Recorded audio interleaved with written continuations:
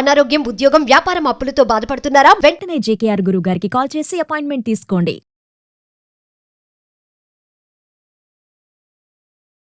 నమస్తే, welcome back to Suman TV. ప్రస్తుతం మనతో పాటు ఉన్నారు కేరళ జ్యోతిష నిపుణులు, life coach, money skills, law of attraction, date of birth లేని వారికి పుట్టుమచ్చల శాస్త్రం, ప్రశ్న శాస్త్రం, హస్తరేఖల ద్వారా జాతకాన్ని తెలియజేయగలిగే బ్రహ్మశ్రీ డాక్టర్ జేకేఆర్ గారు ఉన్నారు. గురుగారితో మాట్లాడదాం. నమస్తే గురుగారు. నమస్కారం.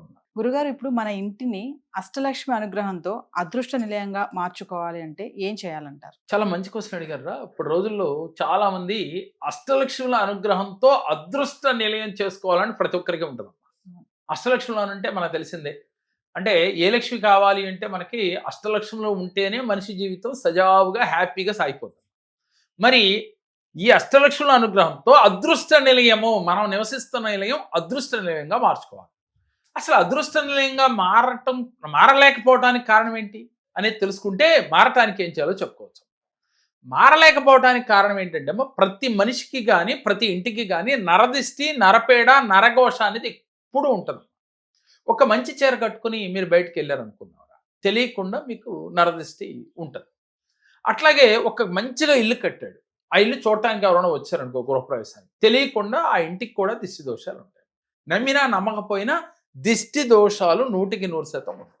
అలాగే నెగిటివ్ ఎనర్జీ ఎలా వస్తామా, 100 మంది మన ఇంటికి వస్తూ ఉంటారు అనుకుందాం. సపోజ్ రోజు ఒక 2-3 వస్తారు.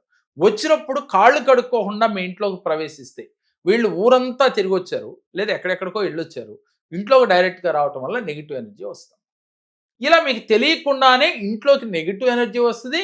వచ్చిన వాడి యొక్క దృష్టి దోషం సరిగా లేకపోతే ఆలోచన విధానం నరదిష్టి, అది కొన్నాళ్ళకి నరపేడగా మారిపోతుంది.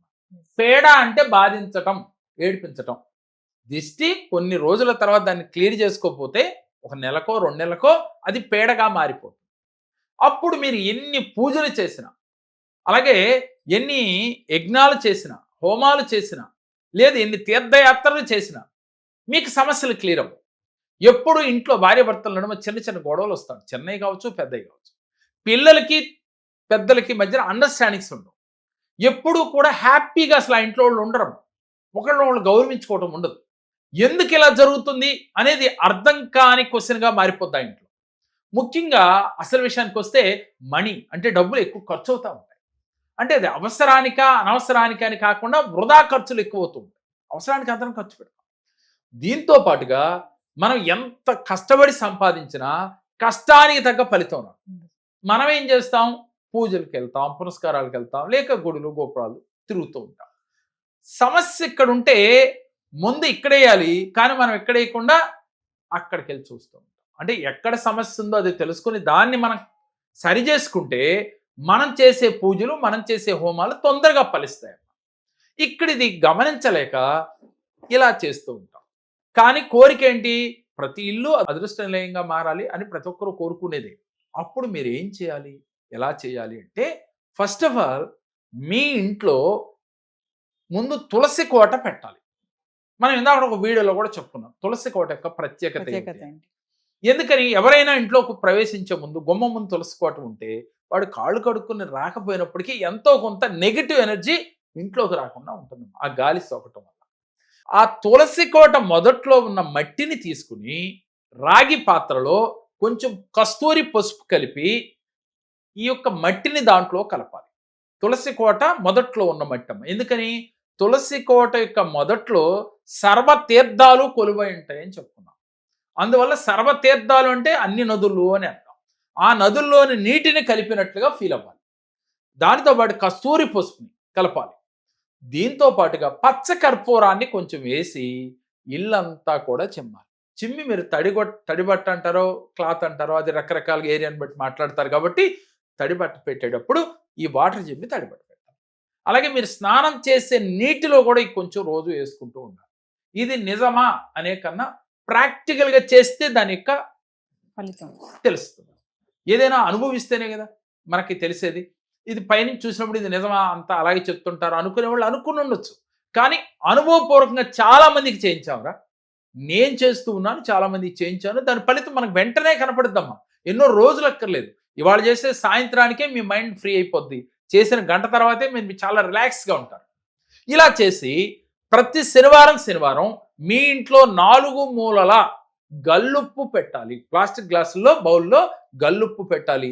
మరలా శనివారం ఇది తీసేసి ఎవరో తొక్కని ప్లేస్లో కానీ వాటర్లో కానీ పోసి మరలా రీప్లేస్ చేస్తూ. ఇలా ఎవరైతే ఇంట్లో పెట్టుకున్నారో, ఎవరైనా ఇంట్లోకి కాళ్ళు కడుక్కోకుండా ప్రవేశించినప్పటికీ ఆ నెగిటివ్ ఎనర్జీ మనం అక్కడ నివసిస్తున్న మనుషుల మీదకి ఎఫెక్ట్ చూపదు. ఈ ఉప్పు తీసుకుంటుందమ్మా. ఇలా ఈ ఉప్పుతో ఎవరైతే చిన్న చిన్న బౌల్స్లో పెట్టి ప్రతి వారం రిమూవ్ చేసి మళ్ళీ కొత్తగా రీప్లేస్ చేస్తూ ఉన్నారో వీరికి నెగిటివ్ ఆరా అనేది రాదు. అలాగే మీ ఇంటి గుమ్మానికి అంటే సింహద్వారం ముందు కలబంద మొక్కని తిరగేసి కట్టాలమ్మా. వేళ్ళు పైకి తల కిందకి, అంటే తల భాగం కిందకి పెట్టాలి, వేళ్ళు పైకి అలాడేయాలి. గుమ్మడికాయ అందరూ పెడతారు, పటికి పెడుతుంటారు. సహజంగా ఇది నేను చెప్పేది ఏం లేదు, అందరూ పెట్టుకుంటూ ఉంటారు. దీనితో పాటుగా ఈ కలబంద మొక్కను పెట్టండి. ఇంకా అయినప్పటికీ పోలేదు అనుకున్నప్పుడు నరదిష్టి యంత్రము అంటారు, నరఘోష యంత్రం అని కూడా అంటారు. ఆ యంత్రాన్ని ఒకటి గుమ్మానికి పెట్టుకునే ప్రయత్నం చేయాలి. చేసి మీరేం చేయాలి, ఎందుకు సమస్యలు తీరట్లేదు, నేనింతే, మేమింతే, మేము ఎన్ని చేసినా కలిసి రావట్లేదు అనే పదాలు మానేసి మీరు ప్రతిరోజు కూడా ఉత్తరముఖంగా తిరిగి కూర్చుని ఒక అరగంట సేపు ధ్యానం చేస్తూ ఉండాలి.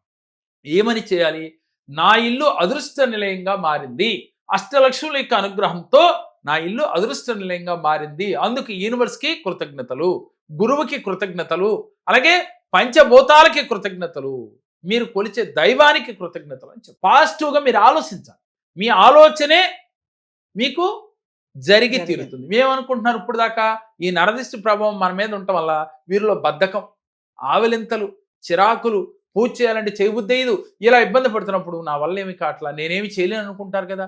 ఈ క్రియలు చేయడం వల్ల మీరు చేయటానికి ఓపిక వస్తుంది.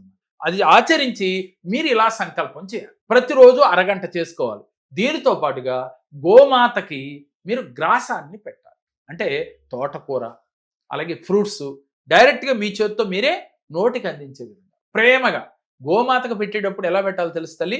ఒక చంటిపెట్టికి ఒక తల్లి ఎలా అయితే తినిపిస్తుందో అలా ప్రేమగా పెట్టాలి. పెట్టి ఇంకా అవకాశం ఉంటే సంవత్సరానికి సరిపడా గ్రాసాన్ని కూడా ఓపుకుంటే మీరు గోవుకి ఇస్తే ఇంకా అద్భుత ఫలితాలు వస్తాయి. అంటే రోజు గోవు తింటా ఉంటుంది, సంవత్సరానికి సరిపడా ఇచ్చాం కాబట్టి. ఎందుకని, 3,000,000 దేవతలు గోవులో కొలువై ఉంటాయి కాబట్టి 3,000,000 దేవతల యొక్క అనుగ్రహం కలగటం కోసం. దీంతో పాటుగా ఒక మంత్రం కూడా ప్రతిరోజు జపిస్తూ ఉండాలి. ఏమిటి అనంటే, ఆమందానంద కందళిత హృదయార వింద గోవింద, ఆమందానంద కందళిత హృదయార వింద గోవింద. ఈ మంత్రాన్ని మనసు ఎప్పుడైనా బాధగా ఉన్నప్పుడు మీరు ఉత్తరముఖంగా తిరిగి ధ్యానం చేసుకున్నారు కమ్మా, ఆ ధ్యానం చేసే సమయంలో ఈ మంత్రాన్ని మనసులో జపిస్తూ. ఇలా గనక ఎవరైతే చేస్తారో మీకున్న నెగిటివ్ ఎనర్జీ, అలాగే నరదిష్టి, నరపేడ, నరఘోష అన్నీ తొలగిపోయి ఆ ఇల్లు అష్టలక్ష్ముల యొక్క అనుగ్రహంతో అదృష్ట నిలయంగా మారుతుందమ్మా. ఇక పట్టిందల్లా బంగారం అవుతుంది. దీంతో పాటుగా పాజిటివ్గా ఆలోచించాలి. చాలా మంది నేను మేనిఫెస్ట్ చేస్తున్నాను, విజువలైజేషన్ చేస్తున్నాను, రోజు యూనివర్స్ని అడుగుతున్నాను, తీరట్లేదు అనుకుంటారు కదా. ఇలా చేసిన తర్వాత మేనిఫెస్ట్ చేస్తే ఈజీగా వారి కోరికలు తీరుతాయి. గురుగారు, మన క్లాసెస్ గురించి ఒకసారి తప్పకుండా అమ్మా. ఎవరైతే పర్సనల్గా కలవాలనుకుంటున్నారో విజయవాడ, హైదరాబాద్లో డైరెక్ట్గా వచ్చి మీరు కలవచ్చు. అలాగే ఆన్లైన్ అపాయింట్మెంట్స్ కూడా అందుబాటులో ఉన్నాయి. సమస్యలు మనిషికి రావటం సహజం, కానీ ఎన్ని చేసిన సమస్యలు తీరకపోవటం ఏమిటి అని అంటే మీరు కరెక్ట్గా మీకున్న సమస్యకు తగ్గ రెమెడీ చేయట్లేదని అర్థం. ఇక్కడ లా ఆఫ్ అట్రాక్షన్ కానీ, మనీ స్కిల్స్ కానీ, అలాగే లైఫ్లో మన ఆలోచన విధానం ఎలా ఉండాలి, అలాగే మీరు ఎలాంటి రెమెడీ చేయాలి, ఏ గ్రహాలు మిమ్మల్ని ఇబ్బంది పెడుతున్నాయి, ఆ గ్రహాలకు ఎలాంటి రెమెడీ చేయాలో మీకు క్లియర్గా వివరించి ఆ సమస్యల నుంచి బయటపడేయటమే ఈ కేరళ జ్యోతిష్యం యొక్క లక్ష్యం. కాబట్టి మీకు ఇంట్రెస్ట్ ఉంటే స్క్రీన్ పైన స్క్రోల్ అవుతున్న నెంబర్లకు కాల్ చేయండి. ఆన్లైన్, ఆఫ్లైన్ అపాయింట్మెంట్లు అందుబాటులో ఉన్నాయి. మరి ఆన్లైన్, ఆఫ్లైన్ అపాయింట్మెంట్స్ కోసం సంప్రదించాలనుకుంటే కింద కనిపిస్తున్న నెంబర్కి కాల్ చేస్తే టీం అందుబాటులో ఉంటుంది. నమస్కారం. గారిని కలిసాము.